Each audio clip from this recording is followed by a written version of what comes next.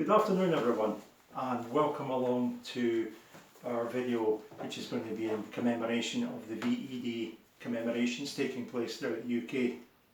Unfortunately, like everyone else, sadly we're unable to take part in the exhibition which we would have hoped to have been doing over in Antrim, and at the end of the day we are hoping that we can still commemorate this incredible event and honour the incredible generation of our veteran war heroes. We're going back to talk about the exhibition. The exhibition was developed on a personal basis to commemorate the story of my grandfather, the late Emil Smalls, who was a Lance Corporal in the 9th Rifle Battalion of the 1st Polish Armoured Division. The exhibition is titled For Our Freedom and Yours, and it's based on the Polish struggle throughout the war.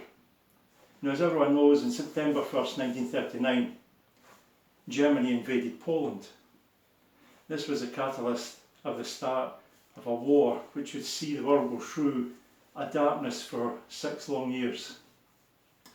And what we've got to remember is Poland was the first to fight. They had seen the overwhelming blitzkrieg tactics of the German army as they stormed through Europe, and then unfortunately within 2 weeks later the Soviet army, the Red Army, then invaded Poland from the east. Soldiers such as my grandfather, they made their way to France when Poland unfortunately capitulated. They would join their allies in France.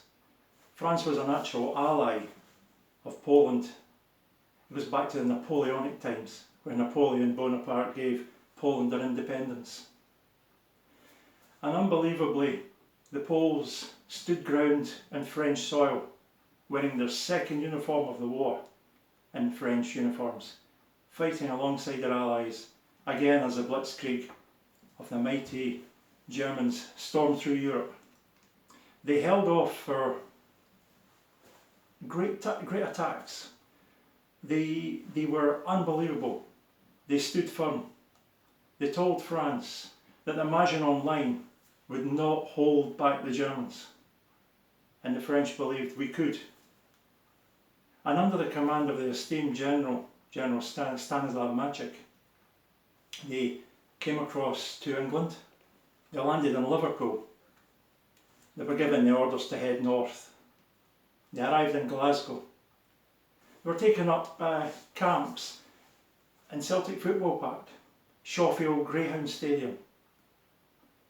They were then billeted down to Crawford and Douglas, and they were desperate to get back to their homeland, to free their country from Nazi oppression.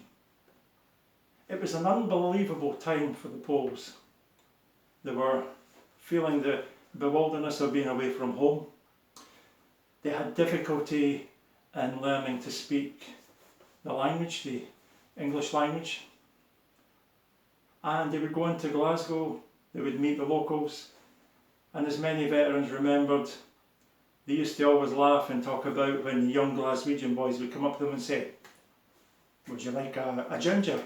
And the ginger was, you know, the soft drink that we always famously known as Iron Brew, or a dainty, a toffee sweetie. And there was a great camaraderie between the Scots and the Poles that went on for all the time, even up to the present day throughout the war. And going back to even into history again, Bonnie Prince Charlie, who is famously known in Scotland, he again was connected to Poles. His mother was actually Polish.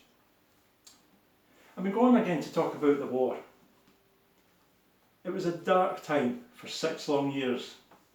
We never thought that we would ever see the end of it. Country after country was being subjected to Nazi oppression. But yet, what we have is the bravery of all the veterans from all the Commonwealth countries. The Americans join the war, and the Poles fight alongside the Canadians. They are in Normandy, and famously they were going through the Caen Falaise battlefields. They were defending Hull 262. They were low on ammunition. They were low on all the materials. And yet, General Stanislaw Maciek said to his men, "We will fight and die here for Poland." The 12th SS Panzer Division was at their rear, forcing the way open for the retreating German armies in Normandy to escape. It's an incredible sacrifice that these men did to lay their lives down for their fellow allies. And I think what's important about the commemoration of this exhibition, and also to commemorate VE Day, is not only to remember all the hostilities that went throughout the war, the genocide with the Nazi death camps. Everybody played a part in keeping the country, and all the countries throughout Europe, including the resistance fighters, they kept the morale of all the individuals going through that difficult, dark period. As Vera Lynn used to sing the song, we'll meet again. Again, it's very important that these men did meet again. The dark clouds dispersed and the sun began to shine again on a difficult period which lasted for 6 years. Now, what's important about this exhibition is it brings to life the struggles through the war. We get to learn about some of the most important parts of history that sadly we do not want to ever forget. We remember the sacrifice, actually on both sides, Axis and Allies. I remember a few years ago I was very honoured when I visited a care home with a reminiscent outreach programme, and I met a lovely lady who was a nurse, and she was in her 90s, and she told me, she said, you would never believe some of the things that we have seen throughout this war. It was very sad for her to even go back and talk about.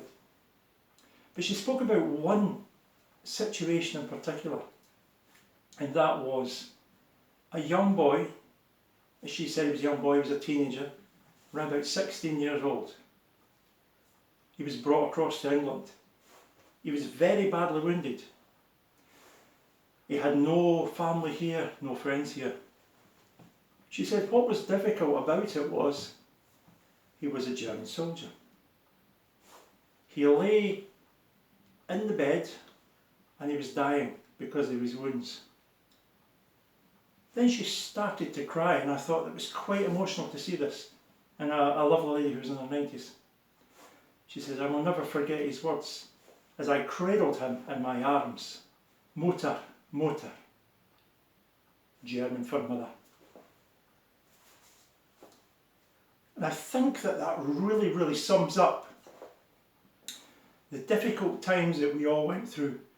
Regardless if you were a German soldier or an Allied soldier, they were all someone's sons, brothers, fathers, uncles and grandfathers. The cost of human life was unbelievable. And we're very proud to bring this story to life. As we proudly say, bringing history to life where the past is always present. Because it's very important for the younger generation to remember and to reflect on what our greatest generation